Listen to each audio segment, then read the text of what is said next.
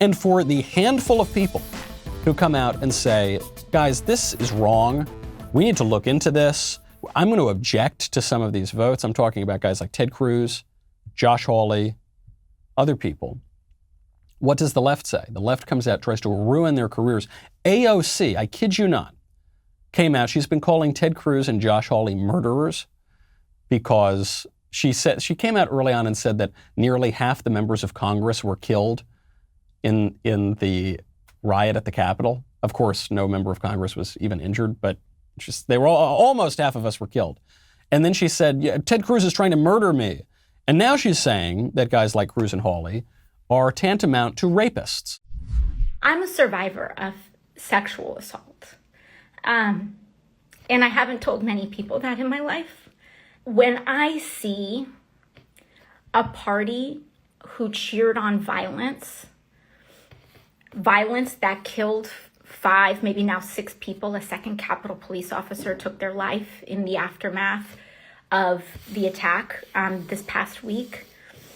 These people are just trying to tell us it's not a big deal. And they're trying to say, you're making too big a deal over it. Or, my favorite, this past week, Ted Cruz and now Representatives Chip Roy and, oh, by the way, some of the other representatives who actually encouraged people to threaten members of Congress or tweeted out the location of the speaker are now telling me to apologize for saying and speaking truth to what happened. These are the tactics of abusers. Or rather, these are the tactics that abusers use.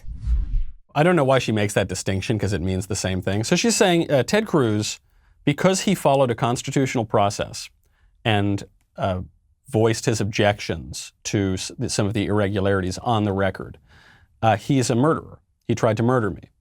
And when Cruz and Hawley and some of these other guys came out and said, apologize to us. You can't call us murderers. That's so wrong. She says, oh yeah, you're rapists too. She says, I was sexually assaulted. I've never told anybody this, but I was sexually assaulted, and you are just like rapists. So I guess the breaking news here is that AOC says she was sexually assaulted. The question you have to ask is that true? Maybe it was true. I don't know. If people make that kind of a claim, it's a claim you want to take seriously. The trouble with AOC is that she's a pathological liar. She's lied brazenly about not just public policy in a way that even PolitiFact has given, PolitiFact is a left-wing outlet.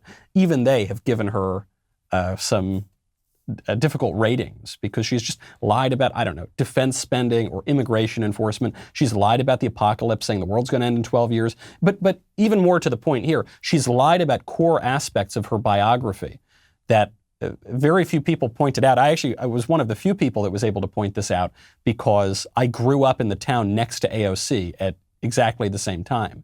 So AOC, when she was campaigning, pretended that she was raised in the Bronx. She was not. When she was very, very little, she lived in the Bronx, but then she grew up in one of the wealthiest counties in the country. I know this because I lived in the town right next door, and she lived in the town that was wealthier than my town. And she went to very, very good schools. And then for college, she went to a very expensive private school. So she was portraying herself as Jenny from the block. She got called out for it. And she's never given a good answer on that. So is this story that she's telling true or not? It could be, but it's just, you can't take it as gospel truth when somebody has a proven track record of lying, even about fundamental aspects of her biography.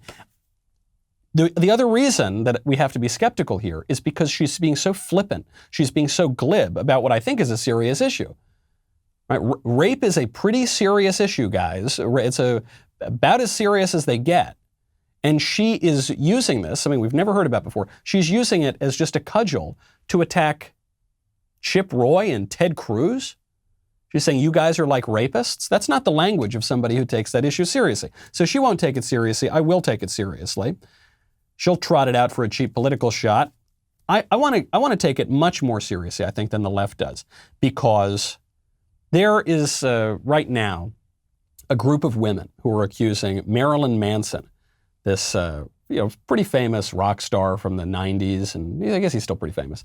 They're accusing him of abuse.